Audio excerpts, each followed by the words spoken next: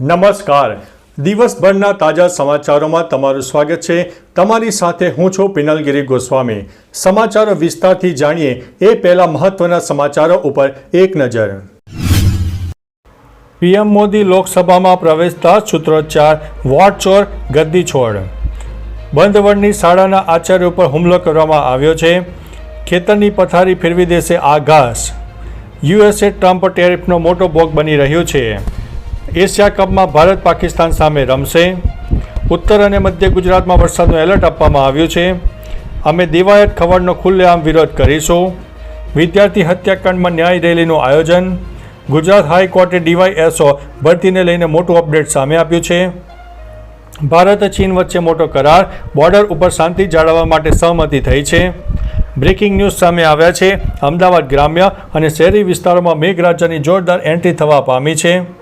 આજીવન બાદ હવે ન્યારી વન ડેમના નર્મદાના નીર ઠાલવવાનું શરૂ કરવામાં આવ્યું છે. વલસાડમાં વરસાદને કારણે 88 રસ્તાઓ બંધ કરવામાં આવ્યા છે. રાષ્ટ્રપતિ ડોનાલ્ડ ટ્રમ્પે ફેડરલ રિઝર્વ બેંક ઉપર દબાણ વધાર્યું છે. હવે મિત્રો સમાચારો વિસ્તારથી. રાષ્ટ્રપતિ ડોનાલ્ડ ટ્રમ્પે ફેડરલ રિઝર્વ બેંક પર દબાણ વધાર્યું છે. ફેડરલ રિઝર્વ બેંકના ગવર્નર રાજીનામું માગી લીધું છે. ટ્રમ્પે સોશિયલ મીડિયા પ્લેટફોર્મ ટ્રુથ ઉપર સોશિયલ પર એક પોસ્ટ શેર કરીને લખ્યું છે કે લિસા કુકે હવે રાજીનામું આપવું જોઈએ. લિસા કુક ઉપર છેતરપિંડીનો આરોપ લગાવવામાં આવ્યો છે. તેમજ યુએસ જસ્ટિસ ડિપાર્ટમેન્ટ દ્વારા તેની તપાસ કરવામાં આવી રહી છે. મિત્રો, અન્ય મહત્વના સમાચારની વાત કરીએ તો વલસાડમાં વરસાદને કારણે 88 રસ્તાઓ બંધ. વલસાડ જિલ્લામાં ઉપરવાસના ભારે વરસાદને કારણે 88 રસ્તાઓ બંધ થયા છે. જેમાં કપરાડામાં 27, ધરમપુરમાં 23, વલસાડના 21, વાપીમાં 5 અને પારડીમાં 9 છે. તાલુકામાં રસ્તાઓનો સમાવેશ થાય છે. નદી નાળાઓનો ઓવરફ્લો થતાં લો લેવલના રસ્તાઓ બંધ થયા છે, જેનાથી સ્થાનિકોએ અવરજવરમાં ભારે હાલાકીનો સામનો કરવો પડે છે. જિલ્લા પ્રશાસને સુરક્ષા માટે રસ્તાઓ બંધ કર્યા છે. વાહન ચાલકોને પાણીના પ્રવાહમાં પસાર થવાની મનાઈ કરી છે. મિત્રો, અન્ય મહત્વના સમાચારની વાત કરીએ તો આજીવન બાદ હવે ન્યારી વન ડેમના નર્મદાના નીર ઠાલવવાનું શરૂ. આ વર્ષે સૌરાષ્ટ્રમાં ઓછા વરસાદને કારણે રાજકોટની જળ જરૂરિયાત માટે સરકારે નર્મદા યોજનાનો સહારો લીધો છે. સૌની યોજના હેઠળ આજીવન ડેમમાં નર્મદાનું પાણી ઠાલવવાની તેની સપાટી 27.33 ફૂટે પહોંચી છે. હવે ન્યારી વન ડેમમાં પણ નર્મદાનું પાણી ઠાલવવામાં આવી રહ્યું છે, જેની સપાટી 20.34 ફૂટ થઈ છે. આ પગલાંથી રાજકોટના નાગરિકોને પીવાના પાણીની સમસ્યા નહીં થાય. મિત્રો, અન્ય મહત્વના સમાચારની વાત કરીએ તો અમદાવાદના ગ્રામ્ય અને શહેરી વિસ્તારમાં મેઘરાજાની એન્ટ્રી થઈ.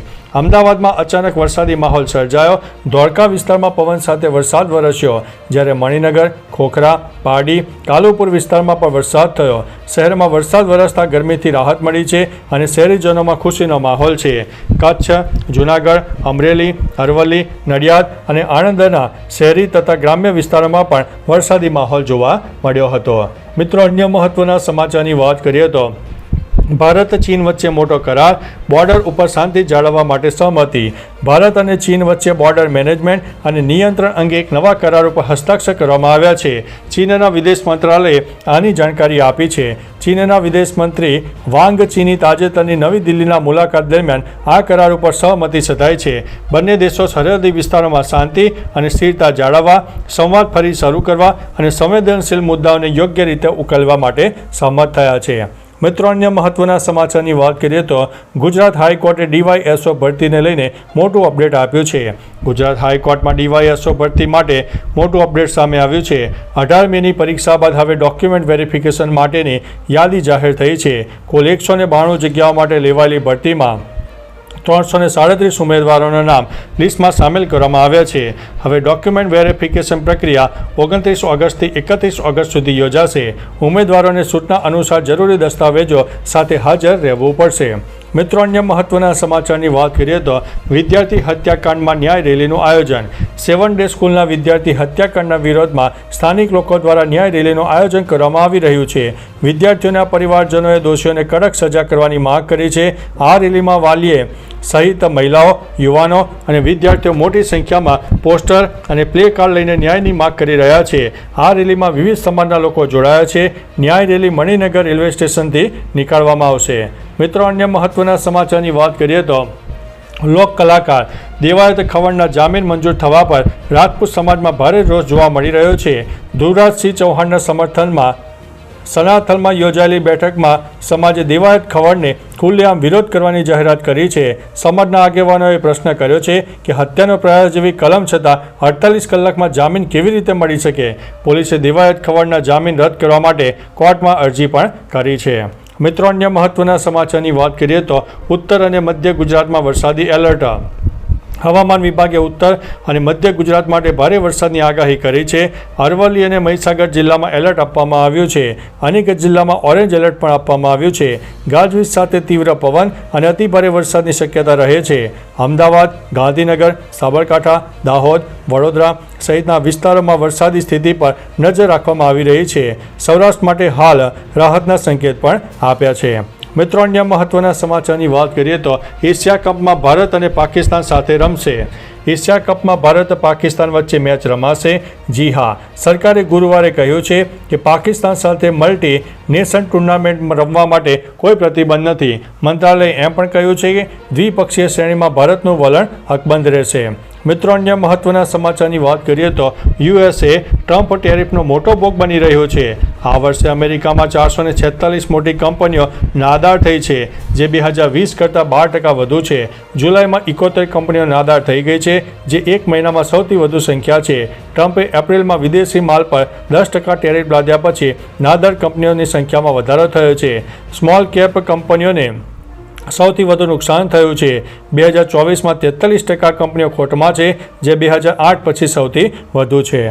મિત્રો, અન્ય મહત્વના સમાચારની વાત કરીએ તો ખેતરની પથારી ફેરવી દેશે આ ઘાસ. ખેતરમાં ઉગતી ગાજર ઘાસ એટલે કે પાર્થેનિયમ પાક માટે ઘાતક છે અને માનવ અને પ્રાણીઓ માટે હાનિકારક છે. તેના સંપર્કથી ત્વચાનો સોજો, એલર્જી, અસ્થમા જેવી સમસ્યાઓ થાય છે અને પશુઓમાં રોગો ફેલાય છે. તેમાં દૂધની ગુણવત્તા ઘટે છે. આ ઘાસ 40% સુધી ઉપજ ઘટાડે છે. તેનું નિયંત્રણ કરવા માટે સિમાઝિન, એટ્રાઝિન, એક્લોફ્લોર અને ડેક્ચ્યુરન જેવી દવાઓનો છંટકાવ કરવો જોઈએ. તેમજ ગ્લાયફોસેટ ઉપયોગ નીંદણ દૂર કરવા માટે ઉપયોગ કરવો જોઈએ. મિત્રો, અન્ય મહત્વના સમાચારની વાત કરીએ તો બંધવણના સારિયાના આચાર્ય પર હુમલો. રાધનપુરના બંધવણ ગામની શ્રી સંસ્કારધામ શાળાના આચાર્ય ગણપતભાઈ જોશી પર હુમલાની ઘટના બની છે. જીગા ઠાકોર, કિરણ ઠાકોર, સુરેશ ચૌધરી અને એક અજાણ્યા શખ્સે ઓફિસમાં ઘૂસીને ગાળો આપીને ધક્કામુક્કી કરી હતી અને લાફા પણ માર્યા હતા. જાનથી મારી નાખવાની ધમકી પણ આપી. શાળાના કર્મચારીઓ આરોપીઓને બહાર કાઢ્યા હતા. પોલીસે ગુનો નોંધીને તપાસ હાથ ધરી છે. મિત્રો, અન્ય મહત્વના સમાચારની વાત કરીએ તો પીએમ મોદી લોકસભામાં પ્રવેશતા સૂત્રોચ્ચાર થયા. વોટ ચોર, ગદ્દી છોડ. વડાપ્રધાન નરેન્દ્ર મોદી લોકસભામાં પ્રવેશતા જ વિપક્ષે સૂત્રોચ્ચાર શરૂ કરી દીધા. વિપક્ષે પીએમ મોદીની સામે વોટ ચોર, ગદ્દી છોડના નારા લગાવ્યા. તેનો વિડીયો સોશિયલ મીડિયામાં વાયરલ થઈ રહ્યો છે. ચૂંટણી પંચ અને મતચોરી પર વિપક્ષ સતત કેન્દ્ર પર હુમલો કરી રહ્યું છે. લોકસભામાં વિપક્ષી નેતા રાહુલ ગાંધી દરરોજ આ મુદ્દા પર કેન્દ્ર સરકાર અને ચૂંટણી પંચ ઉપર નિવેદનો આપી રહ્યા છે. તો ચાલો મિત્રો, ફરીથી દેશ અને દુનિયાના સુપરફાસ્ટ સમાચાર લઈને મળતા રહીશો. ત્યાં સુધી અમને રજા આપશો. નમસ્તે.